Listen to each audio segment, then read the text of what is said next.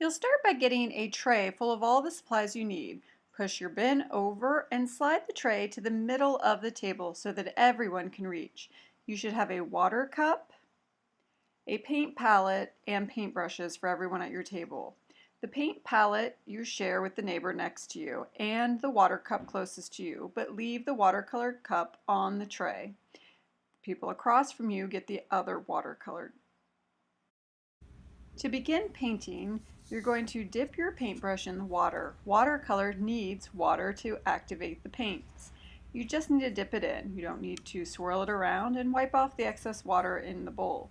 Lay your paintbrush on the paint color that you need and then gently glide it along your paper. You don't need to dig or scrub with the paintbrush. The hair on the paintbrush should stay together the same way as when you first got your brush.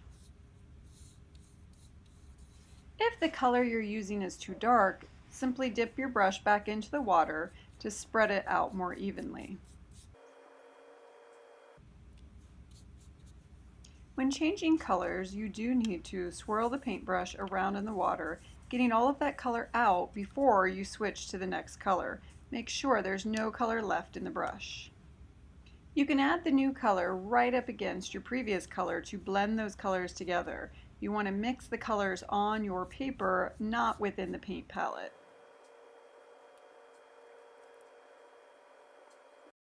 The tip of your brush should look the same as when you got your brush. Do not dig it on the paper or into the paint. That hurts the hair of the brush.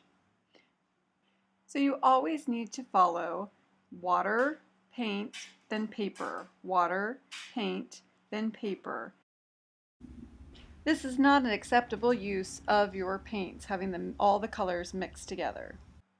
When you're done, you're going to place everything back on the tray, including the watercolor paints, leaving them open. Other people have jobs to do and will pull things from your tray. If you're the tool washer, you will go to the tray and gather up the paintbrushes and watercolor cups and take them over to the sinks.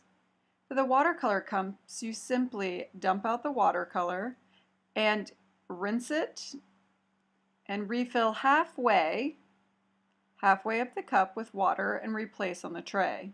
If we're done for the day, you would simply empty your cup, rinse it, and put it in the drying rack.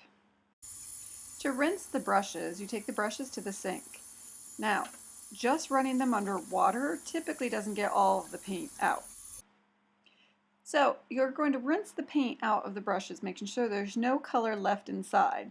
Usually running them under water is enough. You need to get a squirt of soap and roll them around in the soap and then rinse both out, spiking up the hair of the brushes, again into a point. Make sure that there's no water running with color in it from the brushes.